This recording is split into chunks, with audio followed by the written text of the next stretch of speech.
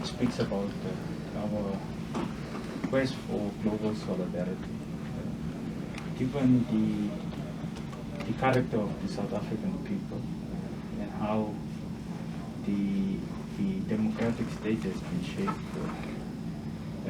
we are recognizing that there is basically what we call two worlds, one that is more prosperous and one underdeveloped. We regard ourselves as part of the world that is largely underdeveloped, and that's why when we speak about global solidarity, we look obviously at sub-Saharan Africa. We look at your less developed countries, your landlocked developing countries, and your small island developing states. So injustices, of course, through the optics of the South African people and state, inspire us to amplify this very important pillar of our foreign policy dispensation. The third one, which will be of particular interest to Ukraine and to your country, Ambassador, it's of course to strengthen North-South cooperation. So I think there's a realization that in as much as the North are defined as industrialists, the most prosperous, that they have a responsibility towards the South, but we as the South have an equal responsibility to extend our hand of friendship to the North. And of course in the North, we're not necessarily only speaking about Northern Europe, we're also speaking about Eastern Europe, which will be of particular interest to yourself.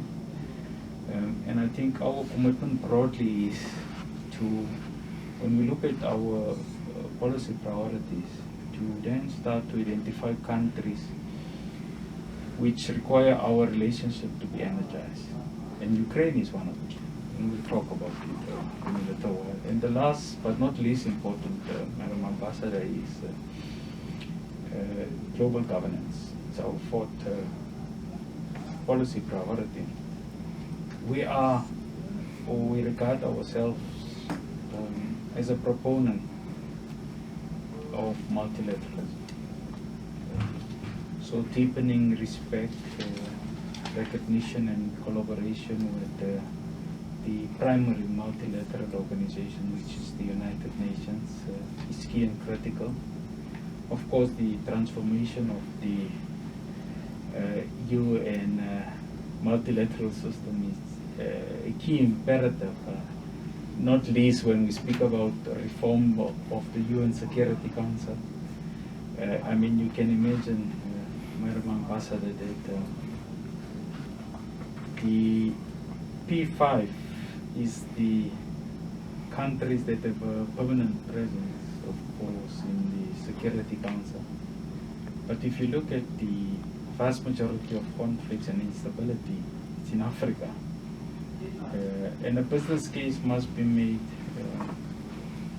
to transfer an appreciation that when a continent is in conflict and challenge, it should have a permanent seat amongst the powers that decide on cessation of hostilities, etc., about post-conflict development initiatives, etc. So I thought that as we start